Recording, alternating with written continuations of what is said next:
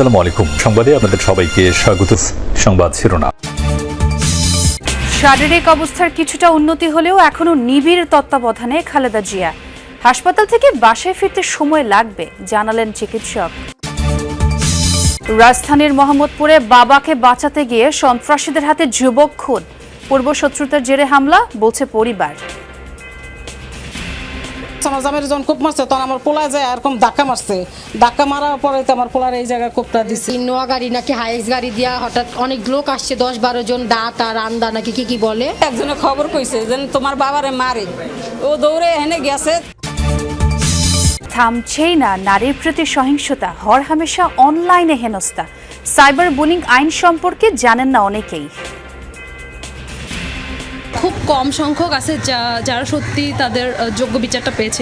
লিঙ্গীয় বৈষম্যর কারণে যে নির্যাতন, সেটাই হচ্ছে নারী নির্যাতন। ডিবিতে সাইবার সাপোর্ট সেন্টার নামে একটা ডেডিকেটেড সেন্টার স্থাপন করা হয়েছে। চট্টগ্রাম বন্দর থেকে ভুটানে পণ্য পরিবহন আজ খালাসবে পরীক্ষামূলক চালান। ইতিবাচক বলছেন ব্যবসায়ীরা। ল্যান্ডলক কান্ট্রিগুলোকে ট্রান্সশিপমেন্ট সুবিধা দেওয়ার উদ্যোগ গ্রহণ করা হয়, তাহলে পরে বাংলাদেশ আর্থিকভাবে লাভবান হবে। ভবিষ্যতে হয়তো এটা চলমান থাকবে।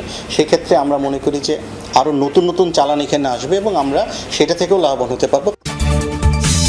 মানিকগঞ্জে বাউল শিল্পী আটকের ঘটনা ঘিরে দুপক্ষের উত্তেজনা কাটেনি এখনো। ভিডিও ফুটেজ দেখে হামলাকারীদের ধরার চেষ্টা করছে পুলিশ। কেবিনে মেডিকেল বোর্ডের নিবিড় তত্ত্বাবধানে বিএনপি চেয়ারপারসন বেগম খালেদা জিয়ার চিকিৎসা চলছে জানিয়েছেন তার ব্যক্তিগত চিকিৎসক ও দলটির স্থায়ী কমিটির সদস্য অধ্যাপক ডাক্তার AJM জাহিদ হোসেন। এর আগে নিজের সুস্থতা কামনায় দেশবাসীর কাছে দোয়া চেয়েছেন খালেদা জিয়া। নিবিড় পর্যবেক্ষণে থাকা খালেদা জিয়ার শারীরিক পরিস্থিতি আগের চেয়ে কিছুটা উন্নতি হয়েছে, তবে বাসায় ফিরতে সময় লাগবে বলে জানান ডাক্তার শাহাবুদ্দিন তালুকদার। আর বলেন বিএনপি চেয়ারপারসন ও সাবেক প্রধানমন্ত্রী খালেদা জিয়ার হার্ট ও ফুসফুসে ইনফেকশন হয়েছে। গতকাল তার বেশ কিছু টেস্ট করানো হয়। রোববার রাত 8টায় এভারকেয়ার হাসপাতালে ভর্তি করা হয় খালেদা জিয়াকে। তিনি বিশেষজ্ঞ চিকিৎসক অধ্যাপক শাহাবুদ্দিন তালুকদারের তত্ত্বাবধানে আছেন। বিএনপি চেয়ারপারসনের জন্য মেডিকেল বোর্ডও গঠন করা হয়েছে।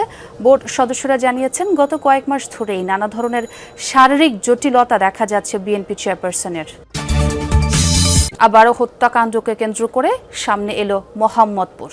ছিনতাইয়ের টাকা ফেরত আনতে গিয়ে দুর্বৃত্তদের হামলায় নিহত হয়েছেন এক যুবক আর গুরুতর জখম হয়ে হাসপাতালে চিকিৎসাধীন তার বাবা। এই ঘটনায় জড়িতরা রাজনৈতিক ছত্রছায়ায় এসব করেছে দাবি পরিবারের। অভিযোগ আছে আদাবর থানা যুবদল নেতা মোহাম্মদ সুজন ওরফে নাদা সুজনের লোকজন এই হত্যাকাণ্ড ঘটিয়েছে। সোমবার সন্ধ্যায় রাজধানীর মোহাম্মদপুরের ঢাকা উদ্যান এলাকা, উদ্যানের ডি ব্লকের 3 নম্বর সড়কের বাসার সামনে বিল্লাল হোসেন বাবু নামের এক যুবককে কুপিয়ে মারাত্মক জখম করে পালাতে দেখা যায় কয়েকজনকে। পরে শহীদ সোহরাওয়ার্দী মেডিকেল কলেজ হাসপাতালে নেওয়া হলে রাত 9টার দিকে চিকিৎসক তাকে মৃত ঘোষণা করেন। এর আগে বাবুর বাবা আবুল কাশেমকেও কোপায় দুর্বৃত্তরা। পরিবারের দাবি, বাবাকে বাঁচাতে গিয়েছিলেন বাবু। দুর্বৃত্তদের বাধা দিতে গেলে বাবা ছেলে দুজনকেই কুপিয়ে ফেলে রেখে যায় তারা। আমার জামাইয়ের যখন কোপ মারছে তখন আমার পোলায় যায় এরকম ধাক্কা মারছে, ধাক্কা মারার পরে তো আমার পোলার এই জায়গায় কোপটা দিচ্ছে। নোয়া গাড়ি নাকি হাইস গাড়ি দিয়া হঠাৎ অনেক লোক আসছে, 10-12 জন দাঁত আর আন্দা নাকি কি বলে। একজনে খবর কইছে যে তোমার বাবারে মারে, ও দৌড়ে এনে গেছে। নিহতের পরিবার জানায় এই হত্যাকাণ্ড ঘটিয়েছে রাজীব, রুবেল, মোহন, সবুজ সহ 10 থেকে 15 জনের একটি সংঘবদ্ধ দল।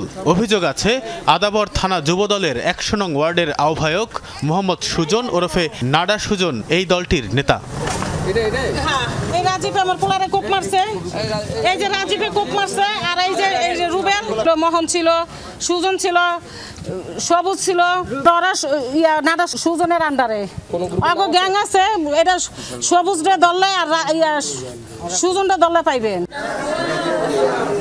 পরিবার জানায় কয়েক মাস আগে নিহত বাবুর মামার কাছ থেকে 80,000 টাকা ছিনতাই করে নিয়ে যায় সবুজ ও তার দলের লোকজন। এ ঘটনায় একটি অভিযোগও দায়ের করা হয়। তখন সেই টাকা ফেরত চাইতে গিয়েই হামলার শিকার হয় আবুল কাশেম।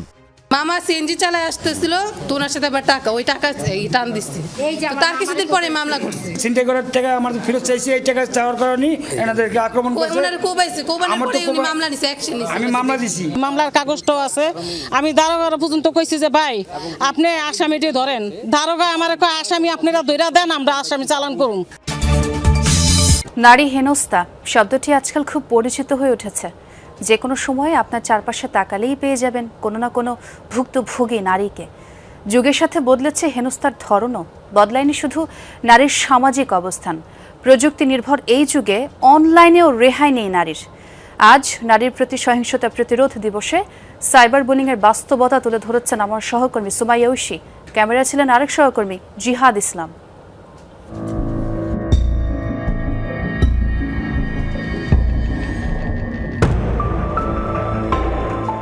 অনেক ভিড়ের মাঝেও নারী যেন একা, যেখানেই হোক তার অবস্থান অফলাইন কিংবা অনলাইন, কিছু মানুষের শিকার হতে হয় তাকে। তীক্ষ্ণ আক্রমণ আর বাক্যের বাণ ছুড়ে ঘায়েল করার চেষ্টা চলে প্রতিনিয়ত, ফলে থমকে যায় অনেক নারীর পথ চলা।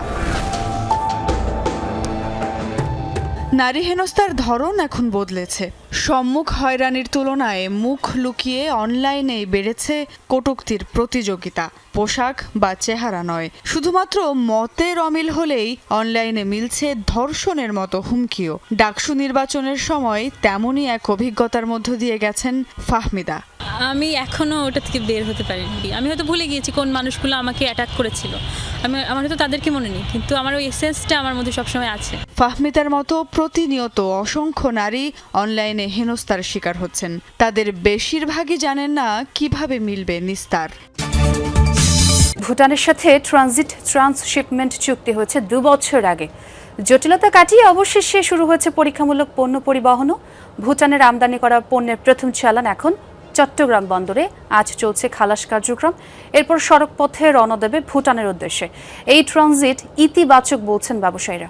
স্থলবেষ্টিত দেশ ভুটানে নেই কোনো স্থলবন্দর, ফলে পণ্য আমদানি করতে হয় তৃতীয় দেশের মাধ্যমে। বাংলাদেশের বন্দর ও ভূখণ্ড ব্যবহার করে ভুটানে পণ্য নিতে দুদেশের মধ্যে ট্রানজিট ও প্রোটোকল চুক্তি স্বাক্ষর হয় 2023 সালে। প্রায় 2 বছর পর গত সেপ্টেম্বরে থাইল্যান্ড থেকে ভুটানের পণ্য চালান নিয়ে জাহাজ আসে চট্টগ্রাম বন্দরে।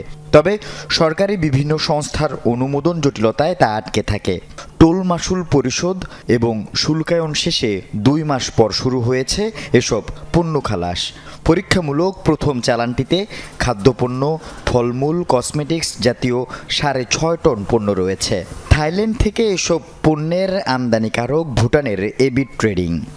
বিভিন্ন সংস্থা তো রোডস অ্যান্ড হাইওয়ে, কাস্টমস, এগুলি বন্দর সব মিলেই তাদের রেভিনিউটা ঠিক করার পরে তারপরে আমরা মুভ করছি। এর আগে তো মুভ করা যায় না, এর আগেই কন্টেনার এসে গেছে।